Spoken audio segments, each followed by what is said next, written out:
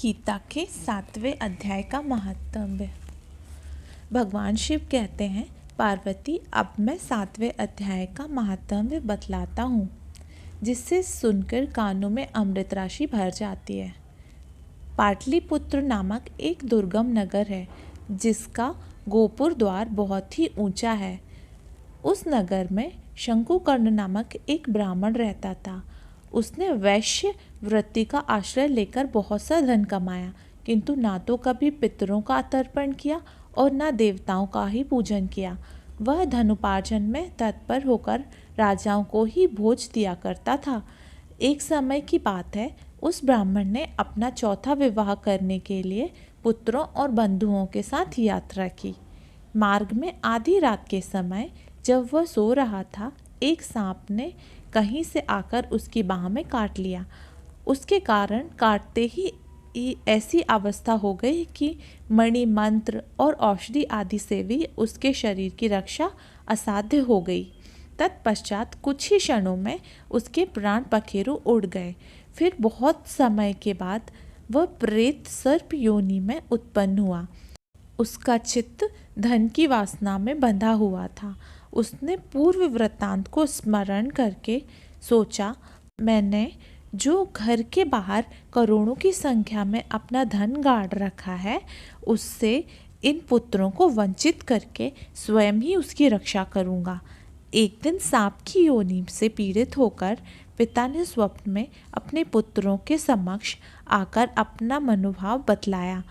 तब उसके निरंकुश पुत्रों ने सवेरे उठकर बड़े विस्मय के साथ एक दूसरे से स्वप्न की बातें कही।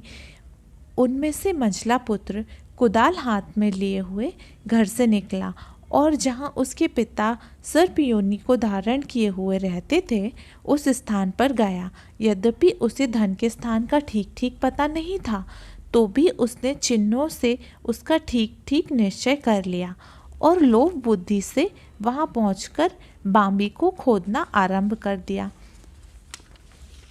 तब उस बांबी से बड़ा भयानक सांप प्रकट हुआ और बोला, ओ मूढ़, तू कौन है? किस लिए आया है? क्यों बिल खोद रहा है?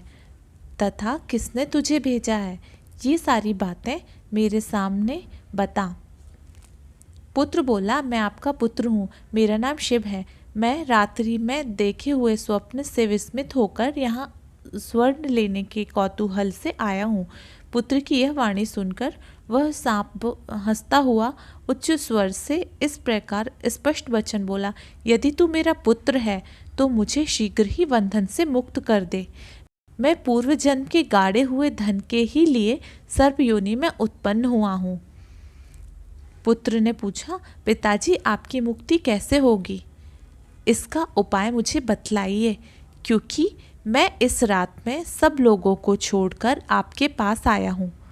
पिता ने कहा, बेटा, गीता के अमृतमय 7वें अध्याय को छोड़कर मुझे मुक्त करने में तीर्थ, दान, तप और यज्ञ भी सर्वथा समर्थ नहीं है। केवल गीता का 7वां अध्याय ही प्राणियों के जरा, मृत्यु आदि दुखों को दूर करने वाला है। पुत्र, मेरे श्राद्ध के लिए 7वें अध्याय का पाठ करने वाले ब्राह्मण को श्रद्धापूर्वक भोजन कराओ। इससे निसंदेह मेरी मुक्ति हो जाएगी। वत्स, अपनी शक्ति के अनुसार पूर्ण श्रद्धा के साथ वेद विद्या में प्रवीण अन्य ब्राह्मणों को भी भोजन कराना। सर्प योनि में पड़े हुए पिता के ये वचन सुनकर सभी पुत्रों ने उसकी आज्ञा के अनुसार तथा उससे भी अधिक सब दान पुण्य किया, ब्राह्मणों को भोजन कराया।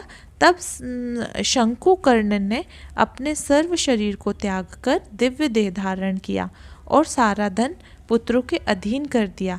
पिता ने करोड़ों की संख्या में जो धन इकट्ठा किया हुआ था, वह अपने पुत्रों को दिया। उससे वे सदाचारी पुत्र बहुत प्रसन्न हुए। उनकी बुद्धि धर्म में लगी हुई थी, इसीलिए उन्होंने बावली, कुआं, पोखर, यज्ञ, देव मंदिर आदि के लिए उस धन का उपयोग किया और अन्नशाला भी बनवाई। तत्पश्चात 7वें अध्याय का सदा जप करते हुए उन्होंने मोक्ष प्राप्त किया। पार्वती, यह तुम्हें 7वें अध्याय का महात्म्य बताया गया है। जिसके श्रवण से मनुष्य सब पापों से मुक्त हो जाता है।